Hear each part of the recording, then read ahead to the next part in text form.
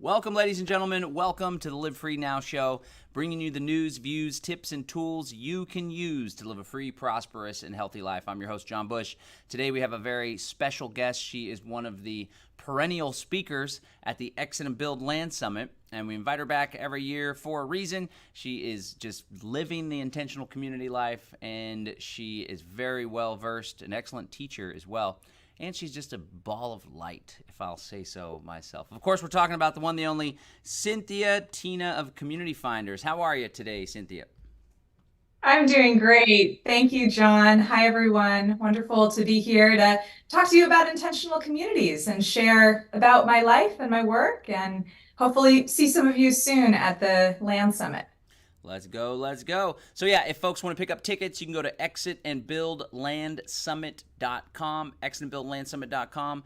You can watch the first day and a half for free, or you can get a virtual pass to get the whole event, the replays, all sorts of bonuses. You get to ask questions of the speakers, or best yet, join us in person at the Land Summit. So why don't you share a little bit about yourself, just give an intro to folks that may not be familiar with your work, and let us know how you kind of fell face first into the intentional communities movement. Yeah. Well, I did not grow up in an intentional community, but at an early age was really curious about alternative ways of living, ways that were more connected to place and the land, more self-sufficiency. And this drew me to different communities around the world that were practicing that lifestyle. So at this point, I've been fortunate to have visited over 200 different intentional communities. And a lot of my work now is teaching about this way of living, how to start new communities, how to join existing ones. And I myself live at a small eco-village in Vermont. We are 8 households on 15 acres and surrounded by many more hundreds of acres of farms and woods, and within walking distance to the local town, small village. And we have many families here. We grow a lot of our own food. We have a pond, an airship greenhouse, a hoop house. You got to have those season extenders here in our colder climate. And our community is also unique because when you join, you build your own house. Hmm. So I've also been building my house for the last 4 years, and it's almost done. It's livable. I'm in it now, but still a lot of work to go. It's a combination of conventional and natural building. Yeah, so this is my life. I get to live in community and talk about community and share this this movement with more people. So it brings me a lot of joy, and happy to share with you today more about what it's like. Sweet.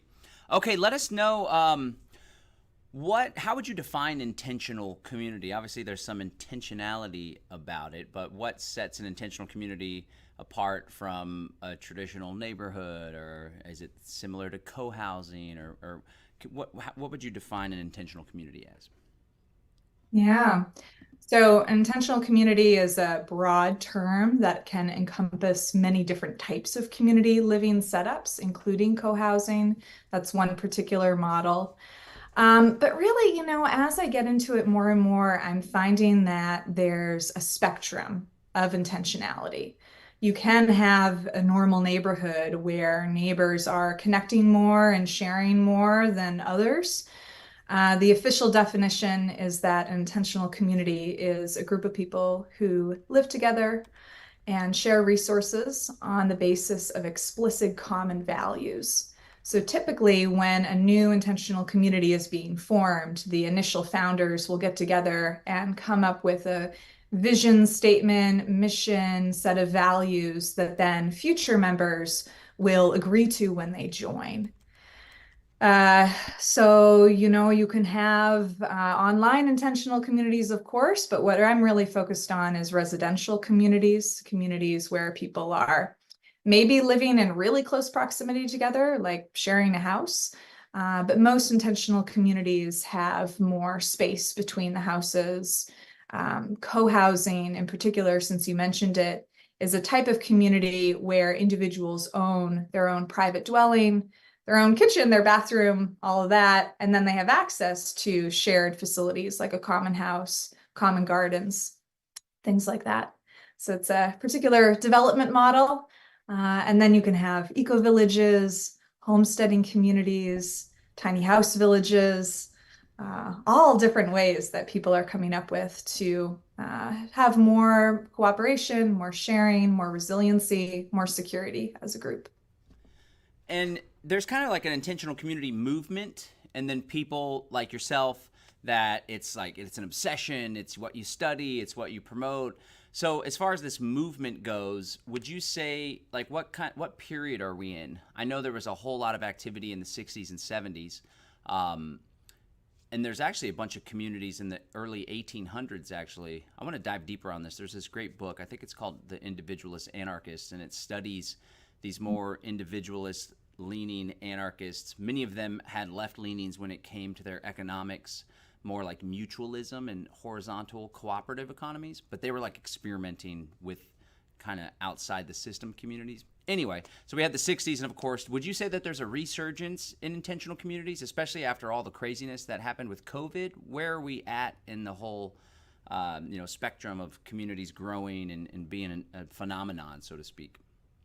Yeah, yeah. Well, you're right that it's a really old phenomenon, going back thousands of years to more religious groups who chose to break away from society and create their little utopias. And then, absolutely, in the early 19th century, and then we know mostly of intentional communities, or people associate intentional communities with the hippie communes and young kids off in the woods Hmm. doing who knows what. And so, yeah, yeah, it's something that has evolved, I think, in more recent years with new communities forming that feel, well, a lot more mainstream, a lot more accessible, and getting a lot more positive media attention, especially because of um, the loneliness crisis. So Mm. many people feeling lonely, and that has a lot of negative health impacts.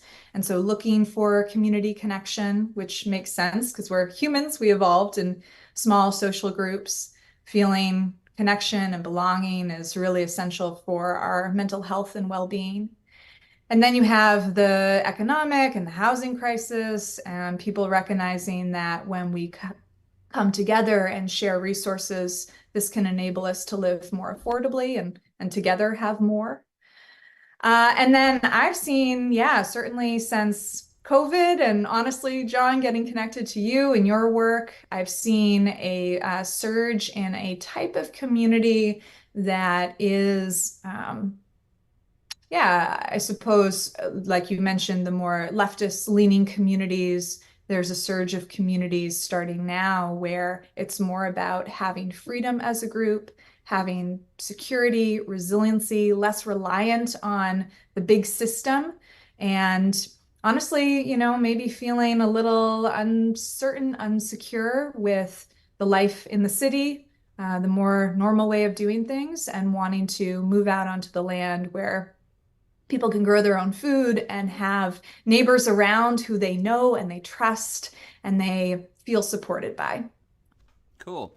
Yeah, and maybe you could speak to that too, because you come at this from a unique perspective, coming into our world a few years ago, and seeing all of us we extremists, whereas traditionally a significant portion of the modern intentional community movement tends to be more left leaning, leaning further into social liberalism, so to speak, right? Environmentalism, more not necessarily totally anti-capitalist. And sometimes the communities that are purely anti-capitalist and they build their community around those values, sometimes they struggle financially, right? I'm finding there's like this sweet spot because a lot of folks in our camp, which of course all these groups, we don't want to generalize, right? It's just human beings. Everyone's different and unique, but our camp tends to be more individualist, sometimes even fear-based, although we're trying to push past that fear into faith and let's build a new world. Everything's going to be okay. But sometimes there's a hyper individualism, and on the other side, sometimes there's a hyper communitarianism or collectivism, so to speak. What are some of your observations on some of the similarities on what the Liberty Group and the more left-leaning social environmental justice group, what are some of the similarities, and then what are some of the differences? And maybe there's any insights that you can share that we could create kind of a harmony or a synthesis between the two groups and help to build a new world together.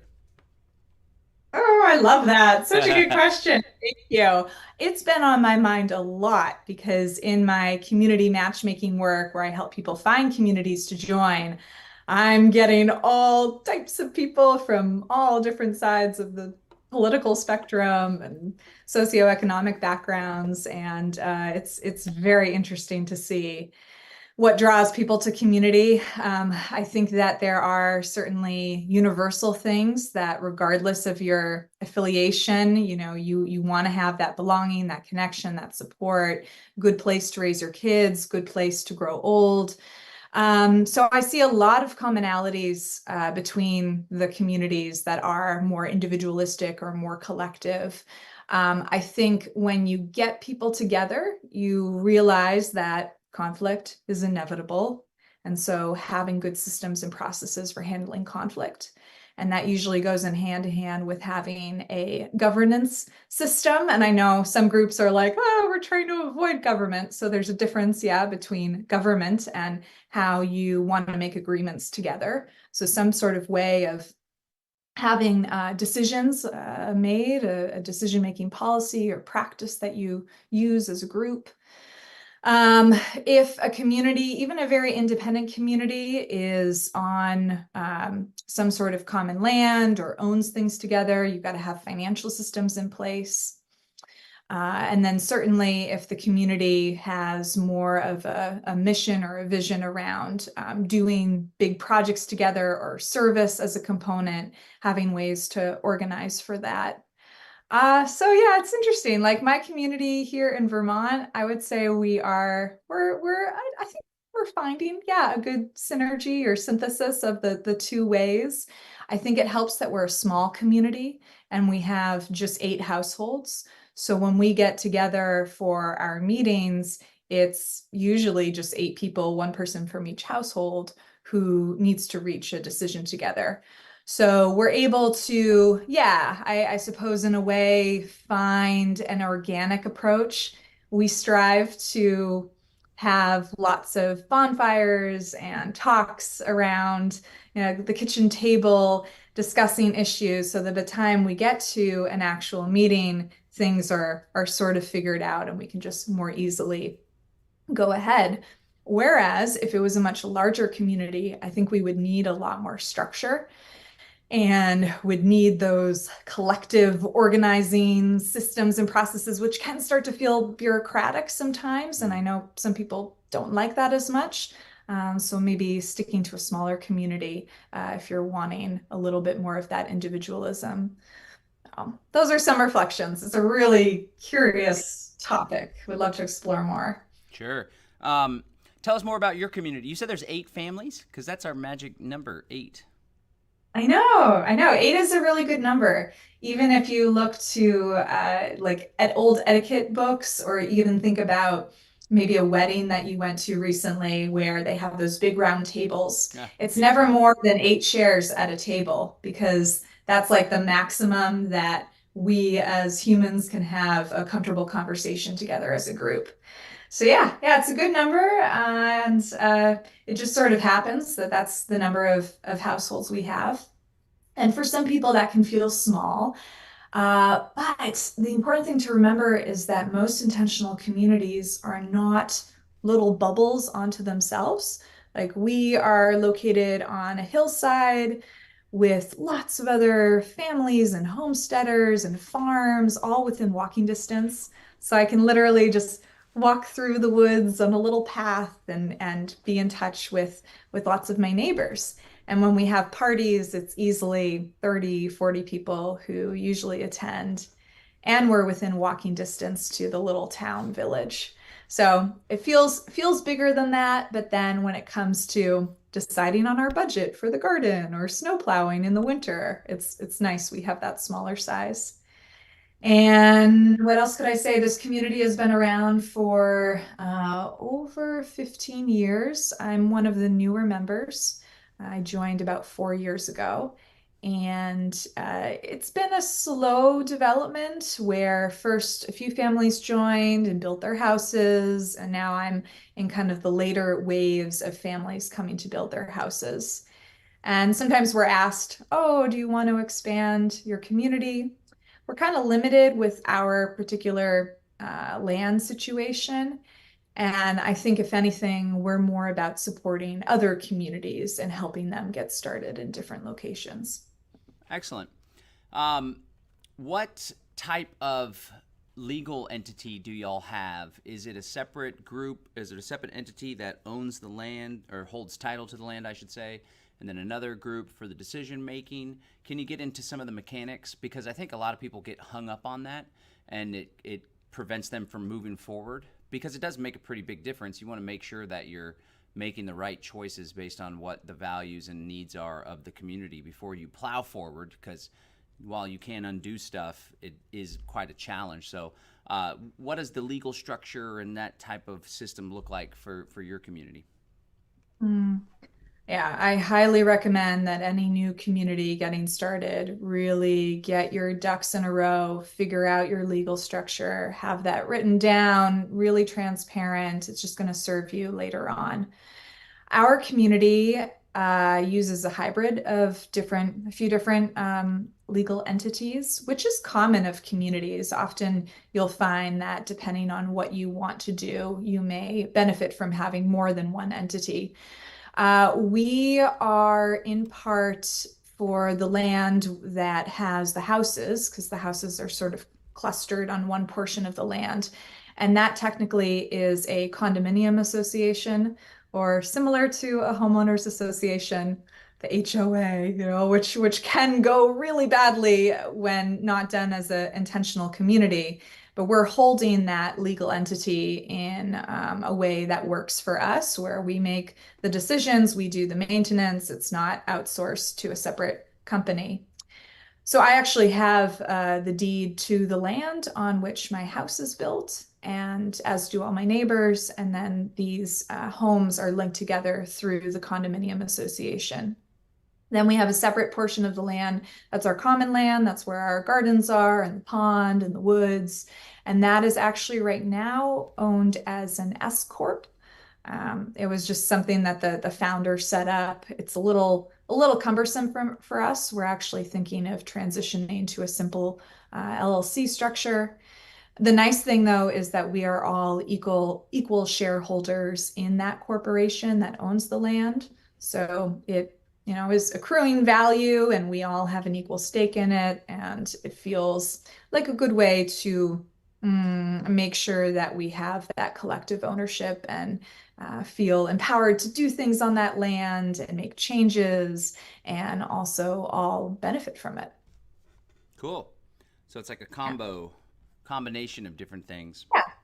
Combination, and there's so many different ways that communities can do this model. I know some other communities utilize the Community Land Trust, which is a type of nonprofit organization.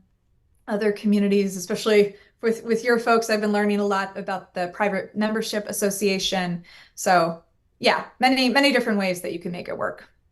Yeah, we've been studying. There's actually a way to set stuff up to where you don't ever have to even file anything with the government, with a trust, private membership association. And then some folks do a faith-based organization, having a Yeah. creed and a form of worship, and that's the form of the community. And you don't have to have a legal filing or anything, which is rather fascinating. So cool. And I want to encourage people, like, if you're wanting to do this, you do want to do everything properly and take your time, but don't get hung up, because at the end of the day, there's a variety of different ways that could work. And if you get caught in paralysis by analysis and you never do anything, and then you fast forward 2, 3, 5 years and you're still having that hope and that vision and that dream of an intentional community, meanwhile you're still living in the apartment complex, not connected with your neighbors because you don't share the same values, that's not really going to get you anywhere. So while it is important to get your ducks in a row, do the proper research, sometimes you just got to make a decision and plow forward. And like you shared, you all have an S corporation. It can be shifted. These things can be changed later on.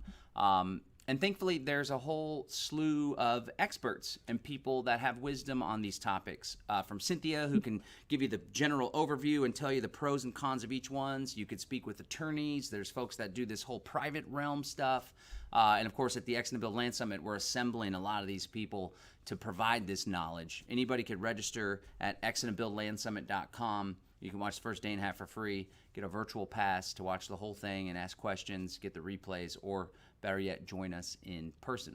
Okay, so what's the statistics? Much like businesses where like 95% of them fail or something crazy in the first year or two, and very few of them push through to the $1 million in revenue, or they're around for 5 or 10 years. What are the numbers like when it comes to intentional communities, and what do you think are some of the factors that lead to struggle? Mm-hmm. Well, the numbers are similar to a new business because in many ways, starting a community is similar to starting a business. There's all that inherent risk, and you are dealing with money, and you're also dealing with, in many cases, a group of people who, but some might be strangers, and it can get complicated. I wish we had more good research on the exact number or statistics. I've heard is thrown out that 90% of intentional communities fail within the first year. It's also kind of tricky to know, well, when does the community actually start? When does it leave the founder's head as just an idea and actually start to take formation? And I would really echo what you just said, John. I think there's so many future founders out there right now, maybe some of you who are listening and you're at home, maybe in the city or the suburbs, and you have this dream in your mind and you're kind of analyzing it and maybe overanalyzing it, trying to figure out the whole like water system and village design and the structure, and all of that stuff comes way later, because the most important thing you can do right now is connect with other people who share a similar vision and start to build a culture, have them over for dinner and do small projects together and spend a lot of time talking about your vision and putting down that set of values, that mission statement first, because that's going to inform all of the other things that you choose later in terms of legal or financial structure. So that's the big thing I would see in terms of what makes or breaks a community is the strength of the connection among that founding group and the early members. Because if you have that really strong, then you're able to weather whatever challenges may come your way. So beyond that, there typically is the financial challenge. It does take money if you're looking to acquire property, whether raw land or maybe there's buildings on it that you want to retrofit. Takes some capital. There's certainly creative ways to go about that through sourcing money as a group, maybe going after even some bank loans or crowdfunding or getting maybe some grant funding. There could be different ways to approach that. And then I would say the third big challenge is the permitting and zoning issues that a community can run into depending on what they want to build and where they want to build. Certainly, the more rural you go, the easier a time you'll have with less restrictions.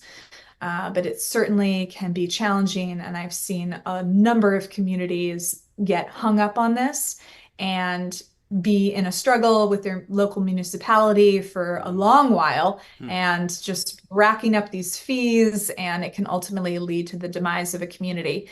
So if you know where you want to be, do that relationship building work early on to get to know the commissioners and the board members in your local county or municipality, and slowly start to win them over time on your idea, because you want to have allies there to make your project happen in a good way.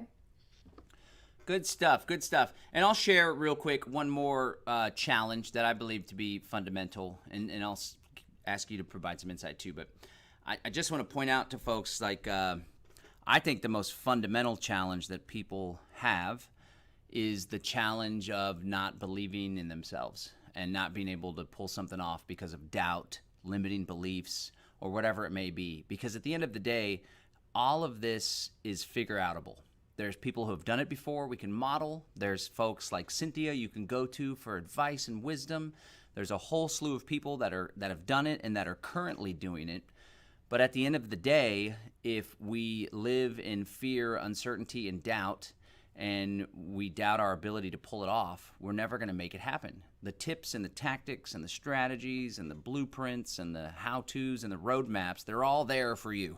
It's all available. And folks like Cynthia and the Foundation for Intentional Community and the work we're doing at the Land Summit, we're trying to make it as easy as possible.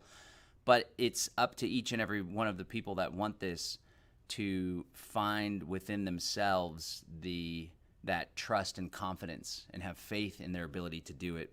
And also to push through the resistance that they may come across, because it's not easy. I've been studying a lot the hero's two journeys. So on the one hand, you have, we buy the land, we bring the people together, we write the founding documents, we start building the roads and the houses. That's the easy part. On the other part of the journey is the person that you need to become in order to actually pull this off. And then further, the person you need to be in order to live in community harmoniously. It's a never-ending self-work, but if you put yourself in that head space, in that heart space, then really building community like this can be a spiritual practice, and it can help you become the best version of yourself.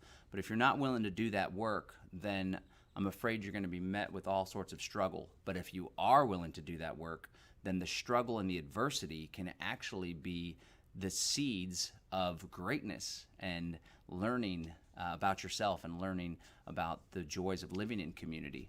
Would you say that, there's a lot of internal work that goes into this, not only founding or building a community, but also living in community? Yes. I love that. I love everything you just said. Yes, yes, yes. Yeah. Figure outable. That's a great word. Yeah. We should all remember that word. Yeah, so much is within your wheelhouse, given all the resources available to you to make happen, but it's only going to happen if you take those steps to get there.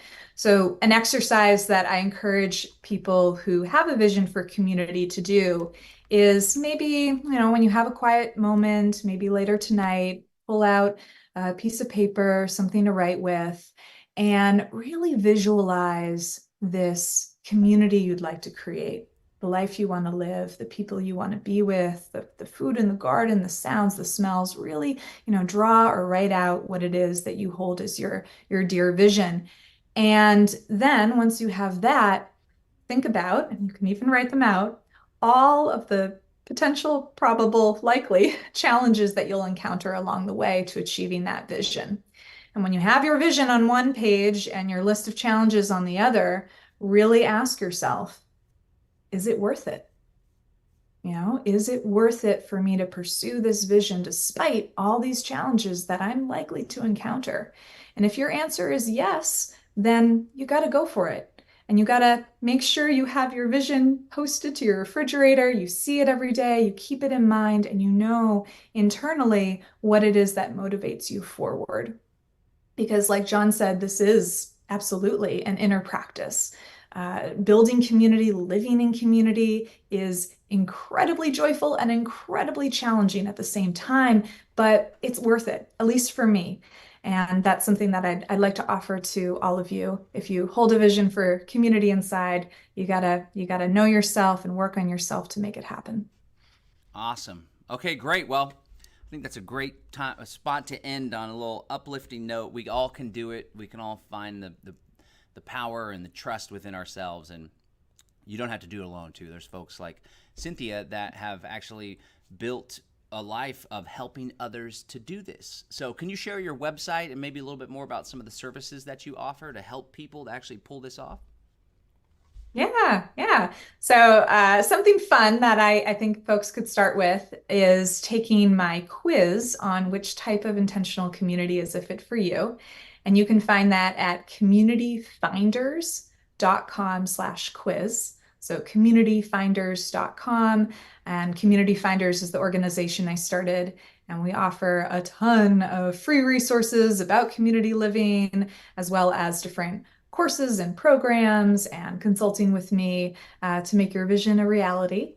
And I also have an organization that brings people on journeys to existing intentional communities, and that's called Eco-Village Tours, ecovillagetours.com. And actually, John's wife, Rebecca Bush, she came on our recent Eco-Village tour in Costa Rica and got to spend 9 days visiting, I think it was 8 different communities throughout the country. Just so much fun, and also really important if you're thinking of joining or starting a community to spend time visiting and learning from existing ones. So those are some resources that I offer. Awesome. And also, I'm really happy to just chat with anyone who wants to send me an email or get in touch. Happy to answer any specific questions you may have. Sweet. Well, thank you so much, Cynthia. Very much looking forward to hanging out with you again and hearing from you. And thanks for being a part of the Land Summit, and thanks for everything you do to help spur this movement along. Oh, likewise, John. I'm really excited to see you soon in Texas. Really looking forward to the event. And thank you so much for having me on today. Awesome. All right, thanks. We'll talk soon. There you have it, ladies and gentlemen. The one, the only Cynthia Tina of Community Finders. Really grateful that she'll be joining us for the X and Build Land Summit. Again, the event's taking place May 17th through the 19th. That's when the formal conference takes place. On the 16th and 20th, if you come in person, you'll actually be able to join us for some farm tours. And then you'll be able to see farms where we source some of the food during lunch from. So we really put a lot of thought into consciously creating an environment that not only gives you the knowledge you need, but more importantly, it inspires and empowers you to push through the resistance and make this vision a reality, because the world around us is going to hell in a handbasket, but that doesn't mean we need to be dragged down with it. We can birth the new earth right now, and ultimately, if you care about freedom, if you care about the earth, that is our duty, in my opinion. Let's not leave the troubles of the current day to the future generations. Let's take responsibility for the role we've played in allowing this world to get so ugly, and let's do something about it. And that's our mission at the X and Build Land Summit. So join us in person, sign up for a free pass, get a virtual pass, and I promise you it will definitely help to accelerate your exit and build goals. All right, thanks so much for joining us with the Live Free Now show. John Bush here, bringing you the news, views, tips, and tools you can use to live a free, prosperous, and healthy life. I hope to see you at the X and Build Land Summit.